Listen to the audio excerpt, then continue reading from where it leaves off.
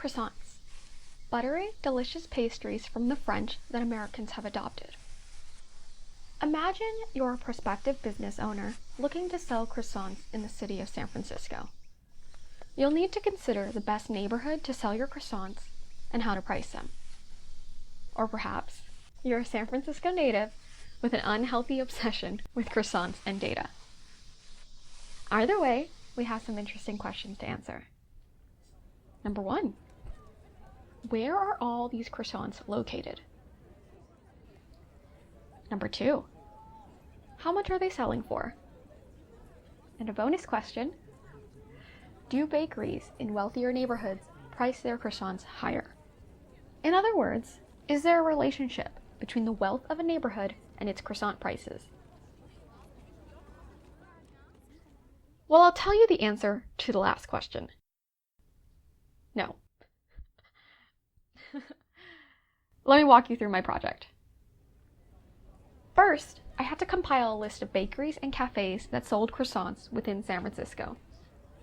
Unfortunately, there is no registry or dataset available on croissants, so I had to create the dataset myself. I used an API to output a list of bakeries and cafes in the city. Then, I attempted to scrape the croissant prices off these store websites. That did not work. In the end, there's nothing like good old manual clicking through websites to collect information.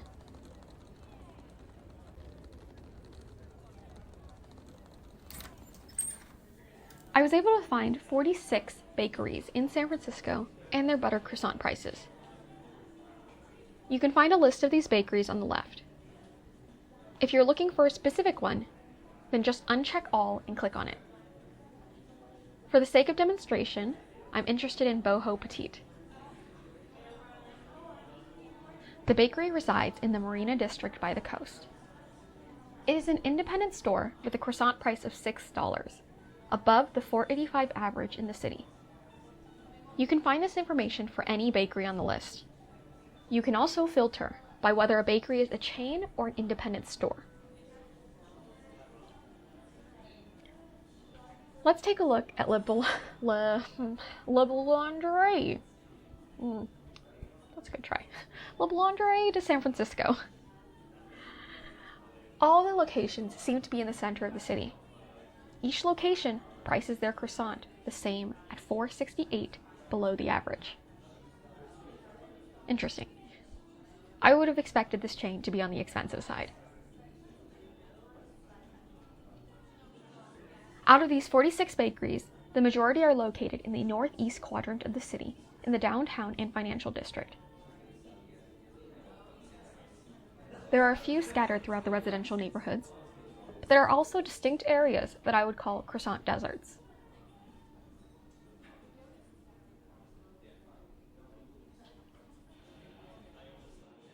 The average croissant price is $4.85, slightly higher than the median at $4.75, meaning there are a few high-priced bakeries pulling up the average. On the high end, there's Flower and Branch and Tartine. On the low end, there's Gateway Croissant and Destination Baking Company.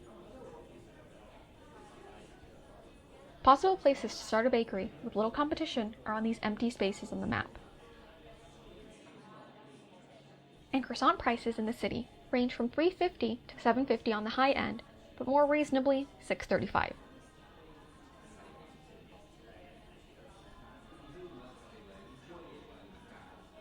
Now, once you choose the neighborhood, you have to decide on a price within that range.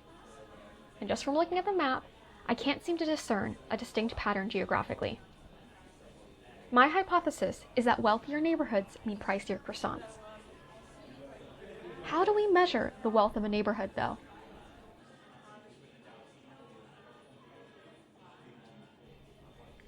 I came up with 3 measures: median household income, rental price, and home value. If you'd like more information on how these measures are defined, just click on the title and click the hyperlink for more information.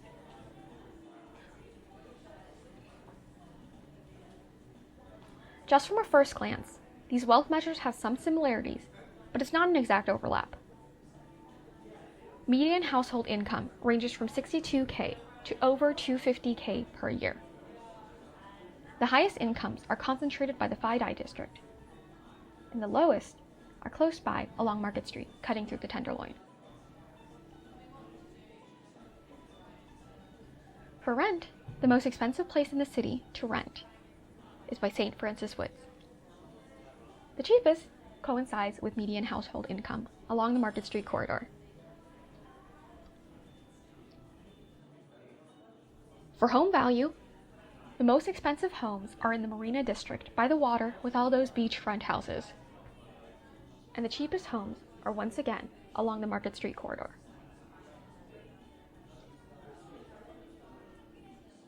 When it comes to the poorest neighborhoods, the wealth indexes seem to align. When it comes to the wealthiest neighborhoods, there are some slight differences. This is likely due to a variety of factors involving housing, rental, and building permit laws. I think each measure has its own merits. For me, I'm preferential to household income because that money is the most liquid. Now on to the big question. Do any of these wealth measures correlate with croissant prices? This is a scatter plot with the wealth measure on the x-axis and croissant price on the y. Right now, you are viewing median household income, but we can change to rental price or home value. I'm going to stick to median household income. Just from looking, there doesn't seem to be any relationship. The r-squared is close to 0 and the p-value is high, indicating a lack of a linear relationship and low significance. But maybe the chains are skewing the data. As we saw before, chains price themselves the same across the city. What if we remove the chains?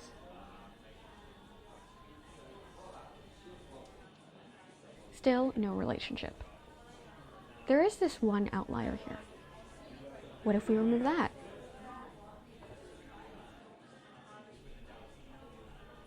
Nope, there's still nothing.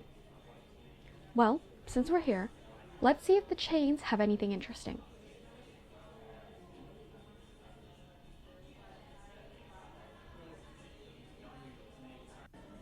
Nope, nothing.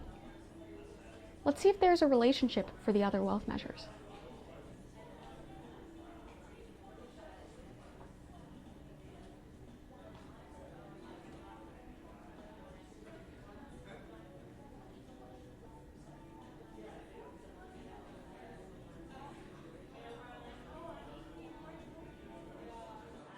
Nothing for rent prices.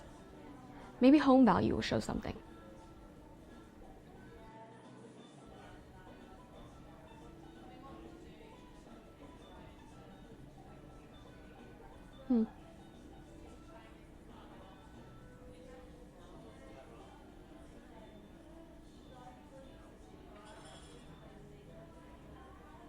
Nope, nothing. We didn't find a relationship among any of these variables, and that's okay. Sometimes that happens. There are other variables I considered looking at, but didn't have the time or enough information to include in this video, such as the age of a business or the median age of its surrounding residents. I'll get into possible confounding variables next. The intended audience of a bakery is an important consideration when it comes to pricing.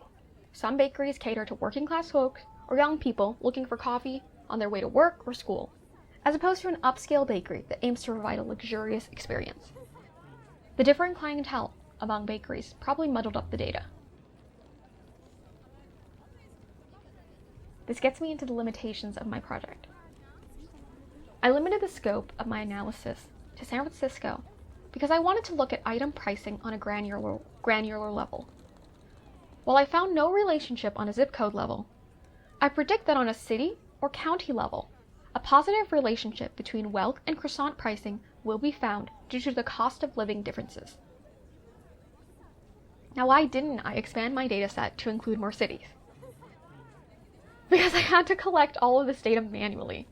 It's very time-consuming and labor-intensive. Another question you may have is, why croissants? A more common good, like coffee, would have resulted in a larger dataset. And my answer is that I like croissants and I don't like coffee. I would also like to note that there were 3 bakeries that I know sell butter croissants, but they did not have a working phone number, nor did they answer the phone when I called about pricing.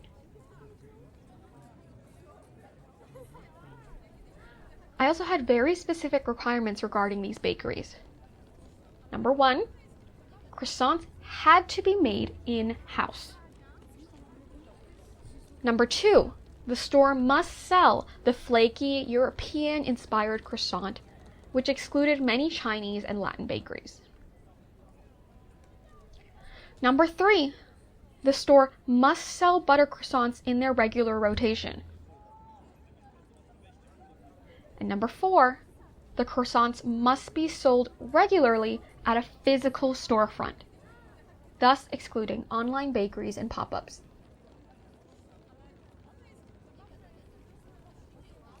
To wrap everything up, within the bounds of San Francisco, there is no evidence to suggest that croissant pricing differs depending on neighborhood wealth. But further data collection could be done outside of San Francisco, possibly with a different product for analysis, and a relationship may be found then.